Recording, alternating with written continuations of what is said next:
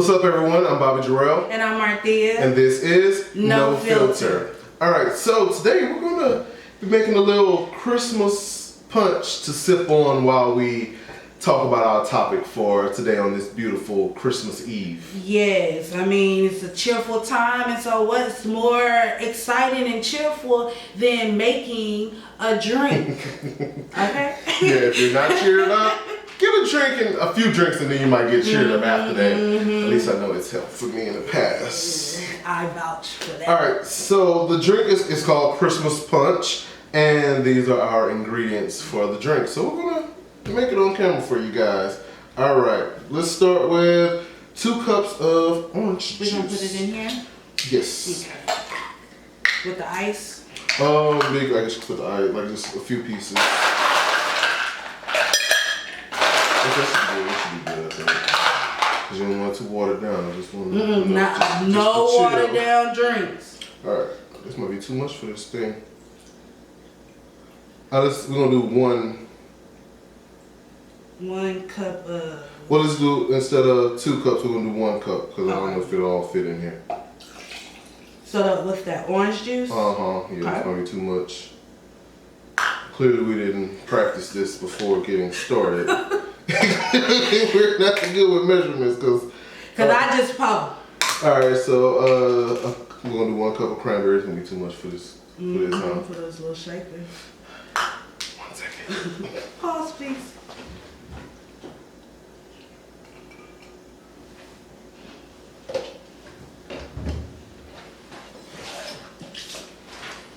And I'm back. So the ingredients call for orange juice, cranberry juice, pineapple juice, and ginger ale. That's what we got. Alright, so Lord, I gotta do measurements on camera. So if we do, instead of a 1 cup, well, shit, we could do the 1 cup. We could do the 1 cup. Okay. So like it'll mix. Okay, that's that. So look, y'all just bear with us. Just bear with us here. Just bear with us. Hopefully this You get the gist of it. If you don't, then oh well. Alright, so this is 1 cup of cranberry. Put it, no matter what I pour it, huh? Pour it in there since it's a little bit bigger. Alright, then we got 1 cup of ginger ale. So we're gonna do a 1/2 cup since we did the 1. And I loves me some ginger ale, man. Like I drink ginger ale by itself. I saw your post. Don't judge me.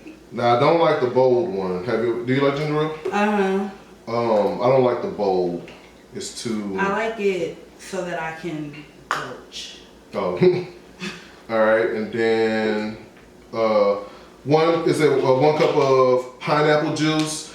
They didn't have pineapple juice, so I got pineapple orange. So we're gonna do a 1/2 cup since we're altering the measurements for it. But like individually, like I love all of these flavors. Like I like pineapple, cranberry juice by itself, good and cold. Orange juice, like I have phases where I'll be like, okay, I want me some orange juice and Cup of OJ. Drink it all. And these are great mixers for vodka. Yeah. Oh yeah, we adding a little vodka to it. We're not gonna do that on camera because we're not promoting alcoholism, but we're gonna add some extraness to it. Can you put some ice in those glasses for us? Been mixing it up here. I couldn't shake it and just done by itself. I'm making a mess. Okay. And you see we have our no filter glasses. You like a lot of ice? Oh, no, that should be good. That should be good. Alright, let's mix it up a little bit. It smells good. Might be the candle. Might be the candle, but I don't know. Let me see here.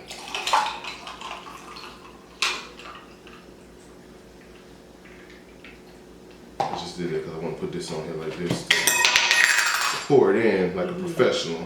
See, when you pour it in, you can't just pour, you got to spin it around a little bit there, like. Yes. Oh, look at bad. Ain't do nothing. It does smell good. Smell good? Ooh, that's good. Even without. You can drink that fast by itself, but once you put the other stuff in, don't be at the end of the video. Look in the comments, talking about, ooh, that wine kicking in. Every time. I'm going to do good this time, though. This episode, I'm going to do really good. All right. I just like a little cocktail while I talk. A little cock when you're not talking. Oh, not from me. I'm talking. All right, let's see. Okay. All right, so that is Christmas punch. Now we're gonna add a little something to it, and then we're gonna be right back with you guys in just a second.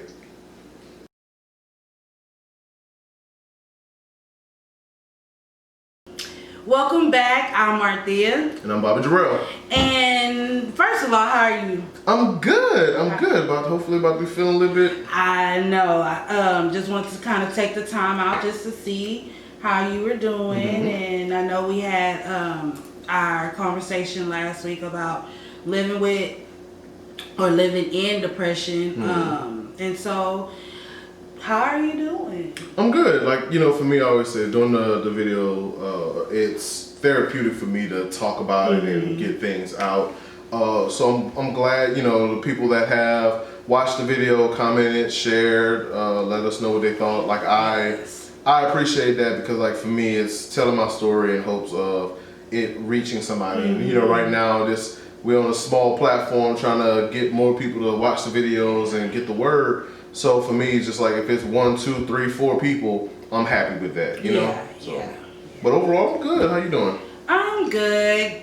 Coming into the holidays and just a lot of things that kind of trigger, So just dealing with that and making it the best that it can be despite. Yeah. So with that leads us into our topic for today is the holidays without loved ones. And my partner, he was supposed to be here to talk with us, but so I might have a different segment later on with him where we get his viewpoint from it. But for me personally, the people that are closest to me, like I've lost like aunts and uncles and things like that. One of my aunts I was really close with when I was growing up. But it hasn't affected me in the same way that it would affect my cousin who lost her mom. And so having this discussion, I always say like with the living with depression, I want to be able to teach people that are the supporters of people going through things. Right. So in the other video, me dealing with depression, talking to my partner and teaching him how to deal with depression and anxiety and all that. So for me, how do I support my partner when he's lost someone? And I know that you lost your mom. Is your father? Yes, my father's still here. Okay, so I know you was close to your mom and everything, and so it has to be hard. And for anybody else that's around and in your circle, I'm sure it's hard for them. And like for me, like my personal experiences, I feel like it helps me to be there, but at the same time, I don't know if the support that I'm giving is the best support that he needs in that moment. So that's why I think doing this topic is really important. Right. And then you can, just kind of gather information from someone who has or is going through it to kind of, well, maybe I can do it like this or maybe I can help him this way, It is a very hard thing when you lose someone that you're so close to. And it's even harder when you celebrate Christmas and then you have to turn around and celebrate, well, not celebrate, but you mourn the day that that person leaves, because my mom died 1:30 right after Christmas. So it's very bittersweet. And you mean like 1:30 that night? Oh, okay, like the next, like the 26th. Wow, okay. Yeah, so we spent all Christmas in the hospital. My mom wasn't responsive or anything, but we just kind of sat around and just sung and showed, you know, how much we loved her Christmas Day. And then after Christmas had passed and we were just still sitting there, you know, she transitioned on. And so and this was 2018 or 17, yeah. So for one, that's the hardest thing, to celebrate Christmas. And then know, man, you know, this is the day that my mom passed away. And Christmas was our favorite holiday. We did so much together for Christmas, and you know, it sucks. I can imagine. It sucks. And see, I think for me, like, I didn't know that it was the day after Christmas. I know it was close to it. I didn't know that close. And so over the last 2 years, what has Christmas been like for you? Do you get sad around that time? Okay. Yes, I get very sad. It's not the same. Yeah. Christmas is not the same, and even other holidays, you know, just it's life completely is not the same. And to anybody, I don't know how anybody else has experienced the death of their parent or whatever, but literally when my mom was taking her last breath, my heart left. Like, I felt my heart coming out of my chest when she was taking her last breath. And so it's just all I can say is just get supportive people around you. And FYI, do not tell people, oh, it'll be okay. You'll get over it. It'll be okay. That is the one thing that will cause me to punch you in the face. Do not tell. My ex used to tell me all the time, oh, it'll be okay. You'll be all right. Nigga, get out of my face with that, because it will not be all right. I've coped. Like, I'm coping with it. Yeah. But do you think it'll never be okay? Like, are you coping in healthy ways? Like, how do you celebrate, like, Christmas now? Like, what's your plans? Say this year, what is your plan for Christmas? And how do you feel that it will not at all in any way help you forget, but help you not to be sad and think of, like, okay, the memories and celebrate it in the sense of celebrating Christmas, but also celebrating the life and the memories that y'all had? Like, how? The one thing that I can say is don't psych yourself up to be sad. You know, of course, it's inevitable that, oh, you're going to have some kind of feeling about it. But don't sit and just be like, oh, I know I'm going to be sad, or I know it's not going to be a good holiday. I try to say, okay, I'm going to be with my family. I'm going to still love on the family members that are still here, that still, you know, because my mom's parents are still here. So I'm going to love on them. I'm going to make it as best as it can be. But that's one thing that I try to stay away from. Oh, I know I'm gonna be so sad, and why is my mom not here? Like, I try to stay away from that type of mentality. With my partner, his mom passed away like earlier in the year, like March, I think, and it was 2016. Okay. And so for like a year, like the first year and a half, 2 years, it was hard because I had never experienced it. And for me, like, once I got out the military and I came back home and being around my family and everything, I wanted him to be like, okay, I know you're sad, but let's go around family and let's be happy and just enjoy the atmosphere, because, like, my family loves him, he loves my family. But in that moment, well, that year, he wasn't ready to celebrate. He wasn't ready to enjoy being around family because of what he didn't have anymore at that time. And so for me, it was hard because when I was going through things, I I need him to be around. Like we ain't got to talk, we ain't got to be all on each other, but I just need you there. Yeah. He needed to be by himself, and I didn't understand it. Yeah. And so now, like the last, let me see what else, 2016. So like the last 2 years, he's been a lot better.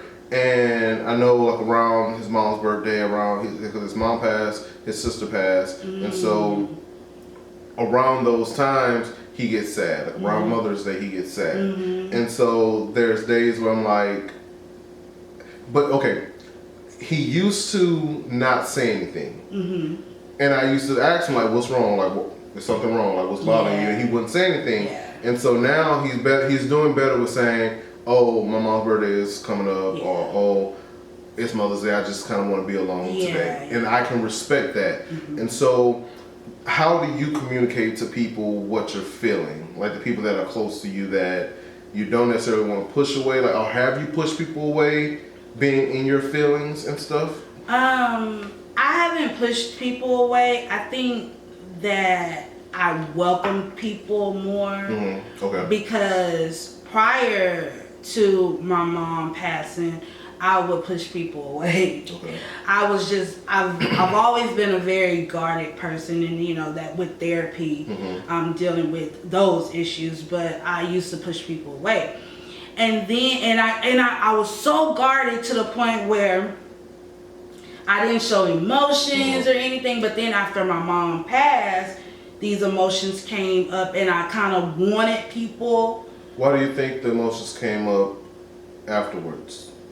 Was it like hurt emotions that you were? It was just all kind, and that's the thing about grief and losing someone who you're so close with. You don't know how you're gonna handle it. You don't know what you're gonna do. One moment you can be angry. One moment you can be so sad. One moment you can, you know, just I know at one time I was just like, God, I'm so disappointed in you. Yeah. I'm disappointed that you did this, or you took the only thing that I knew would never leave me, because I've had issues. I have issues with abandonment and things like that. So I'm like, you took the one thing that I knew was constant in my life. And so at this point, I try to welcome people more, and just knowing or telling them how I'm feeling, or hey, I may be having a panic attack, or I'm dealing with a little bit of anxiety, but I still have to get used to it, because I do shut down like your partner. I will go into the house, nobody talk to me, leave me alone, let me see what I need to do, or let me feel this, you know? So do you think like losing your mom helped you with, like, in a sense, not taking things for granted, and like not taking people for granted, and realizing that for sure these moments aren't forever? Yeah, my mom was such a kind person. She was such a kind spirit, and so I've noticed now that she's not here, you know, that selfishness that I used to have, it kind of has gone it has gone away, because I'm so selfless now. And just making sure that everybody is okay, or making sure that my family is okay, doing acts of kindness just for the hell of it. So I've noticed that it has softened me since she's been gone. Okay. And I had to get used to it, because I didn't like to be soft. I did not like to be soft, but you know, I'm learning with it. It's a journey, but I'm learning. And like I said, you know, my mom, you know, she's still here, and I'll see posts on Facebook and they're saying things like, if you still have excuse me, like if you still have your mom in your life, then, you know, don't take it for granted, and things like that. And my mom, she's in her 70s now, and there's times where I don't feel like talking or anything like that, and she'll call me or something, and I'm like, there's some of them, if I'm laying down or something, I'm like, I'll just call back later. But then there's days where I'm like, no, let me answer this call because I don't know when the last call is going to come, and I want to make sure that I spend as much time, whether if it's just spending time on the phone talking and things like that, like, because it happens so fast. Like with my partner, I think we were laying in bed and he got up and he went downstairs, and I was checking Facebook and I got a message from one of his friends, and she was like, "How is he doing?" I'm like, "Oh, he's fine. It's normal, usual self." Yeah. And like right after I sent her the message, I heard him like bust out crying downstairs, and I was like, "What the fuck happened?" Yeah. And that's when I realized what she was asking me. So, to you, does it look like for you in comforting him, and just kind of, do you know the signs of when he could be possibly going through it, and what does that look like for you to kind of be there for him? Well, I know, like we talked about, like with dealing with depression and everything, I think everyone's signs looks different, and every response to it is going to be different. So with him, in the beginning, he would just work, wouldn't do anything. He would like drink and stuff like that, and I'm like, nothing's wrong with drinking, nothing's wrong with indulging. Like, you're young, live your life, but are you using it as a coping mechanism?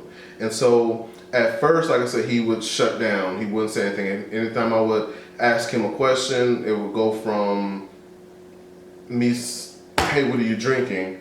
He was like, "Well, I'm just drinking such and such." I'm like, why are you upset right now? He's like, "I'm not upset." And I'm like, you don't understand that the energy that you're giving to, especially being a Cancer, the energy that you're giving me says something completely different. Right. And it's even like he's learning to be better with the communication, but in the beginning, it was not in the beginning, like it was like a couple years into the relationship, but at that time he didn't understand. And I'm so like, I pick up like an empath, like I pick up on that. And so when I ask the question of what's wrong, I'm not asking because I'm just want to be in your business. Like, I can tell something's wrong. And like with him, it would be 3-4 days later, a week later, well, the other day I was upset because this happened at work, and I had to pay this and I got to pay this, and I'm like, I asked you this. Why couldn't you tell me that then?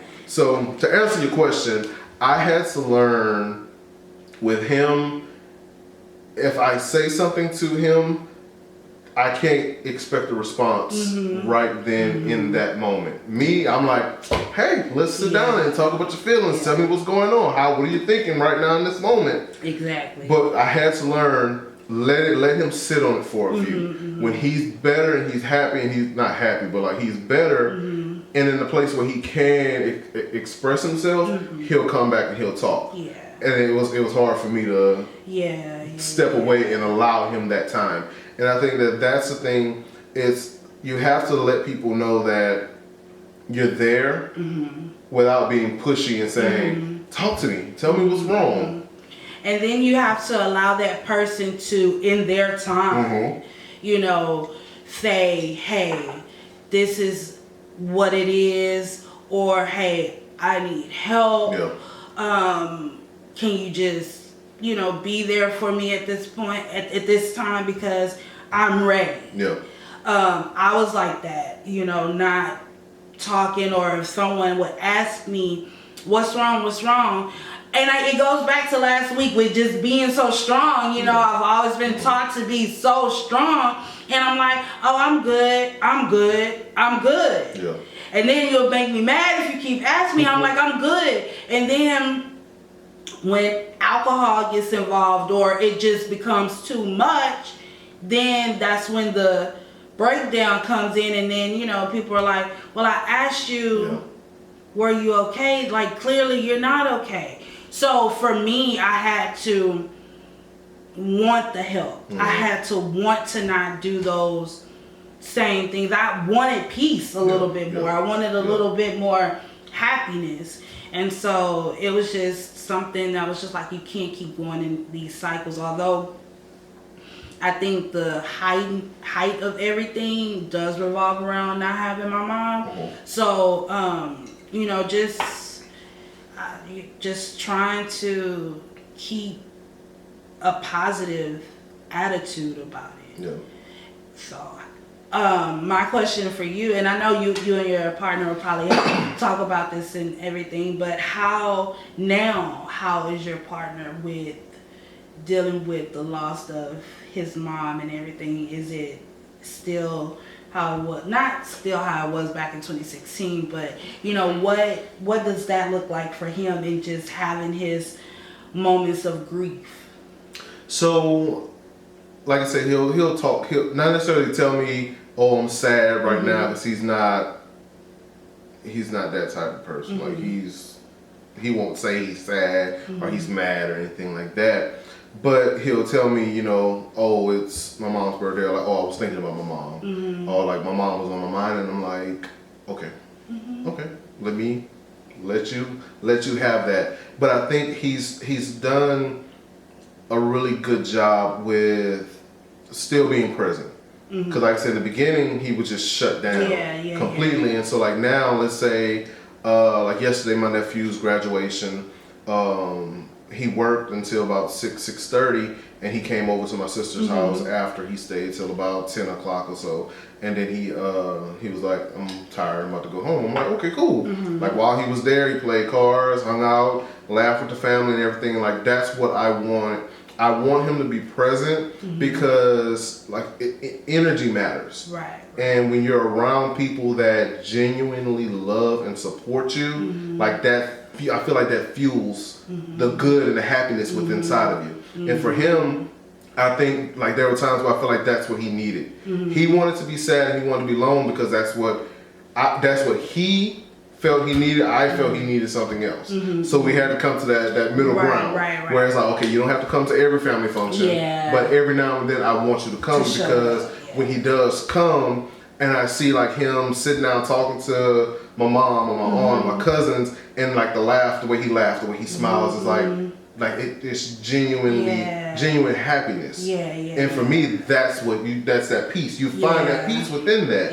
And so like when you're alone, like I've been in like, you know, dealing with depression, like for other, like not other reasons, just my chemical imbalance.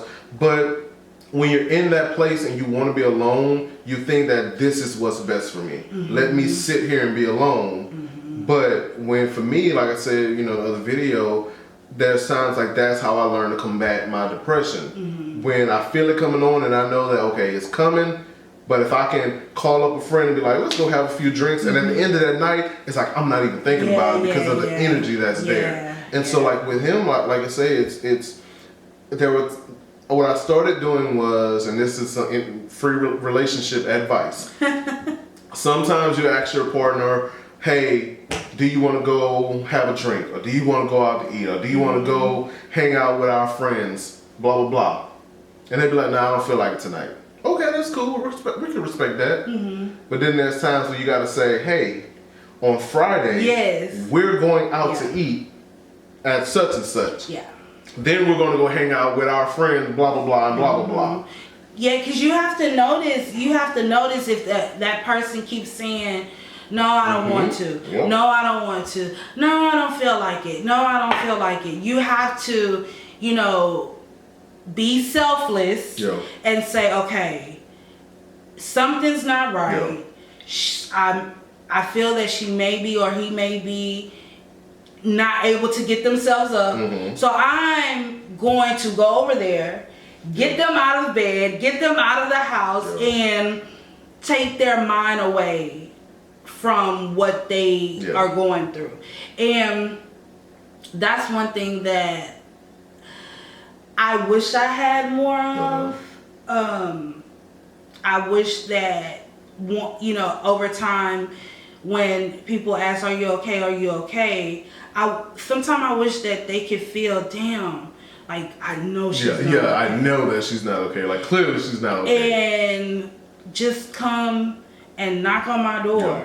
And but, you know, I think that, you know, with me and you, like over the last couple of weeks, we're doing the videos and getting to know each other better. It's like I feel like we're establishing a friendship, you know, and I think that it takes real friends to be able to say she's not happy, she's not okay, and that's another way to kind of to separate who's really there. Because I think was it the one-sided friendship video I said, like, don't text me say, oh, I'm just checking in, like just call me to say what's up. Because even just, if, like, I have a friend of mine, I don't know if he's been watching the videos or not, his name is Herbert, who I was in the military with, and, like, when we were in the military, like, I remember there were days where I'll be like, I ain't going to work today, I'll text him, like, hey, what you doing? Are you at home? Are you working right now? He'd be like, I'm at home. I'm like, I'm coming over there for a couple of hours.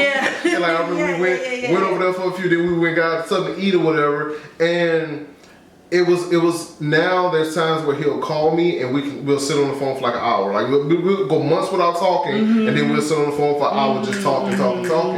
And I remember he called me about a week or two ago, and I was laying in bed and I'm like, I'm tired, I don't feel like getting up, like, you know, everything that's been going on in the last couple of weeks. And I was like, when he called, I was like, okay, I haven't talked to him in a while, let me answer. And it's like, I enjoyed that phone call. Like, just that alone motivated me to get up and say, okay, let me get my day started. And so, but it's like, when you have those type of friends who understand what you're going through, who don't judge you, who can motivate you, even by simple acts of, hey, let's go do this, or let's go there, and like, okay, this is my friend, I don't feel like going, but I know I'm gonna have a good time with this person, so let me get up and go. But it's like building those connections is important. But before we go on, let's take a quick little break right quick. All right, stop what you're doing right now and hit the subscribe button.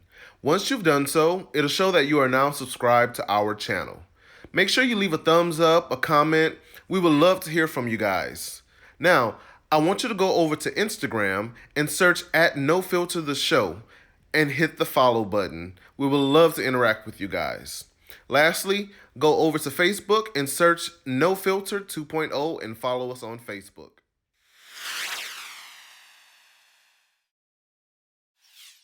All right, everyone, welcome back to No Filter. All right, so where were we? Shoot, I don't know. We've been having such a good conversation, and you know, like you said before, doing things like this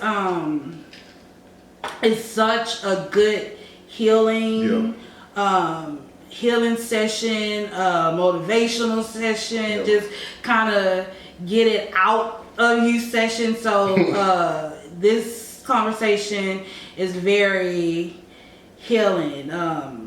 But I think we were on talking about friendships, and you know, if you feel like, dang, I know something's not right with her, just show up. Cause I'm like that. I'm like that. If I feel like, this person is not really, I can feel that she's not really doing good, or he's not really doing good, I will send some flowers. I will show up with candy. That's just how I am. And so a lot of the times I want it done back to me, but then I realize you can't expect you from everybody. So the people that are, you know, at least showing you support and are, you know, there when you do call, you know, just appreciate what you do have.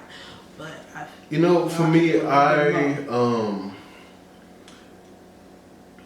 couple of years ago, like I think I said in a one-sided friendship video where I was a good friend in the sense of, if you needed me, I'm there.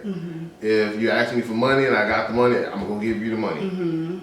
But I wasn't always like I wouldn't say the emotional person. Like, I wasn't friendly in a sense. I don't know how to put it. But the last couple of years, and I don't know what changed, but it's like I've started to be more of a friend in the sense of, let me listen, let's have a phone conversation, let's sit down and just laugh about things or whatever. And I think that maybe it's the group of friends. I think that might be it. It may be the group of friends that I have now. I feel more comfortable around them to be myself, to be more inviting in a sense. More open. Yeah. Because like I have like one of my friends, we've been studying for she's studying for her BC ABA exam, and so like when I was getting ready for mine, me and her we started studying together, and she's getting ready to take hers soon, and so we've been studying. Like last Saturday we were studying, and it seemed like every time we study on a Saturday, it'll start off like, okay, we're gonna study at 9 o'clock in the morning. We spend the first 30 minutes. Yeah. Just catching up, talking about stuff. Then we'll study for about an hour. Then we'll study for after that, we'll spend another hour just talking. Yeah. In the past, like I wasn't as open because I feel like I always had to keep up this facade, this mask of who I am. I'm strong, and I don't need to talk about my problems and things like that. And I think that with like say hopefully you're doing better with it. But like with my partner, he was that way with me sometimes, where he felt like if he wasn't strong, he had to hide it from me. If he needed something, he had to hide it from me and just try to figure it out on his own. And I'm like, bro, like you could have come to me. You could have like if you're behind on something, let me know. Yeah. But in his mind, I have to be strong. Yeah. I have to take care of this. Yeah. And like, if I'm not strong, he won't want me or something like that. Yeah, that's how I was. And it goes back to just when I was younger, things happening and, getting it swept under the rug and everything. And then having to put on this face that everything is okay to handle your business. Like business don't get done if you weak or whatever. So that's what, now I'm able to feel more and things like that. But it took my mom leaving for me to I just thought about something. Be like, okay, I don't have her to lean on. What do I do? Yeah. Now I'm having to live through this life without guidance. Yeah. I feel like everything was okay because my mom was guiding me. And although I was grown, when she passed, I still needed a mother to tell me or give me that wisdom to being a woman. And it just goes back to just if you still have your mother, I post those all the time. If you still have your mother or your mom, love on them while they are here. Yeah. Because when they are gone, you do not get another mother. That is the first relationship. That is the first bond you will ever have. And you just don't get another one. So just love on them and just, appreciate them. For me, I think it's like a different level of strength. Because when you're young and you're doing things, you're like, I'm independent, I'm strong, and I'm taking care of this. But when you lose someone that you love, it's like you say, you felt your heart coming out of that. So what let's say in the first, because the funeral was probably 2-3 weeks after she passed. So like after the funeral, how did you build up the strength to keep going? Because like in my mind, I'm strong. I know I'm strong, and I tell myself I'll be strong. But deep down inside, I know that you will never know how you'll handle it. When it happens, everybody has different, relationships with their parents or with their mothers. So, and just with how they deal with things. I didn't grieve until maybe a couple of months after my mom passed. Because when my mom died, you don't have time to grieve. You have to get things done to for the funeral and things like that. And so, kind of like your partner, I handled the funeral arrangements, and afterwards, I went back. Like, the funeral was Saturday. I went back to work Thursday. Okay. And I was work. Baby, one day, couple of months after, I had a whole meltdown. And I was mad, I was angry, I was cursing, like, you took my fucking like, I finally let it out. What triggered it? I think what triggered it was knowing that I think that day I really just needed a hug from my mom. Yeah.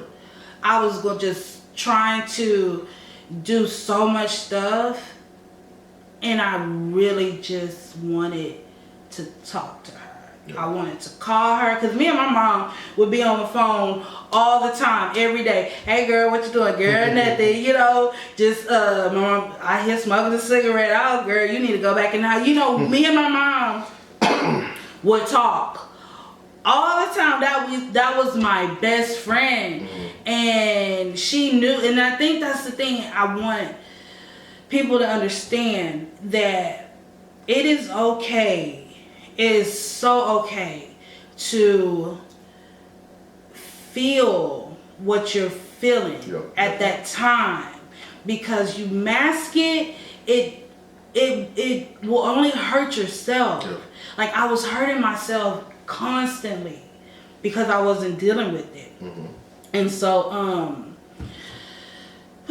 child, it's just, I mean, I deal with it better now, but like, you'll never truly get over it, you know. It's just it's a void. It's such a void, and you know, I deal with it the best that I can, but it's hard. I miss my girl. I miss you, girl. So, you know, the topic is holidays without the loved ones. So, like, what would you say? What tips would you give someone who may have? Because, like, I'm trying not to curse on this channel, but 2020 has been one of the worst fucking years ever, and it's like there's so many people who have lost loved ones over the last couple of months, over this year, over this whole year. So like, for people that are fresh in it, what's like a tidbit of advice that you would give them on dealing with it? One definitely is to feel it and express it and not suppress it. But therapy. Start therapy. Start grief counseling. Start journaling. These are all tips that I have done.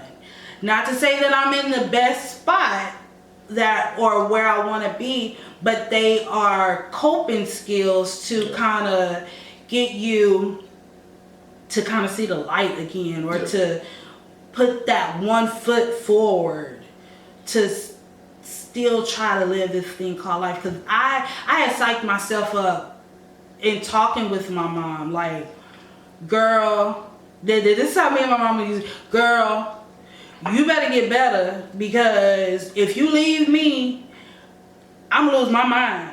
I want you to know, if you leave me, I'm gonna lose my mind. So my mom's been gone, it'll be 3 years. So I look at that then and I look at now, and I'm like, man, you have to kind of look at the moment, the times, or the breakthroughs, or the aha moments, like, wow, I'm still here. Like, okay, well, I think I could keep going. So yeah, therapy, journaling, music. I love music. So when I'm feeling down, like, I'll throw on some music, I'll dance around the house, and just, you know, getting those, having those moments or those memories in your head of the good times. Not all the time. You have to just be like, man, I'm sad or whatever. Just kind of revert your mind back to a good memory that you and that person had. And it'll bring some laughter. It'll kind of bring some sadness, but more so, it'll bring some laughter because you appreciate that person and what they did for you in that moment, in that memory that you have of them. You can appreciate their laughter. You'll remember their smile or what they say or just how they hold you. Those are some of the things that I do in preparing for day to day, and even with preparing for Christmas. Just knowing that I'm gonna be around my family. I'm gonna be around my mom's parents, who I know they have it hard just as well, you know. So I just try to laugh. I try to be as goofy as I can and just laugh to not be as sad. Yeah. I think like I was watching Red Table Talk, and it was talking to people that were like grieving different things, relationships, deaths, things like that.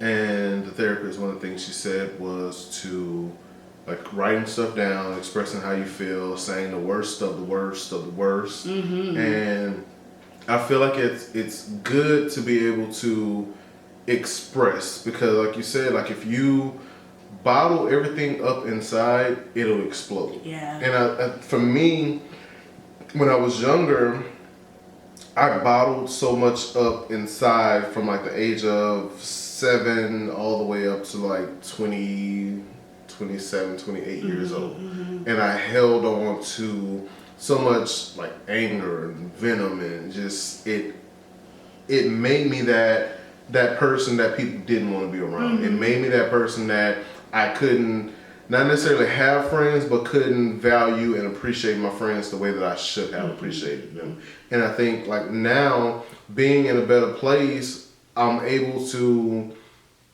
look at things differently and appreciate the smallest of the small of the smallest things. Yeah. And I feel like anyone that's you know that's lost anyone over this year, be angry, be mad, be sad, be pissed off, talk about it. And one of the things I would do, I would write myself little notes. And this was weird because like on the Red Table Talk, the lady was like to write down, it could just be words, a couple words, and write them down.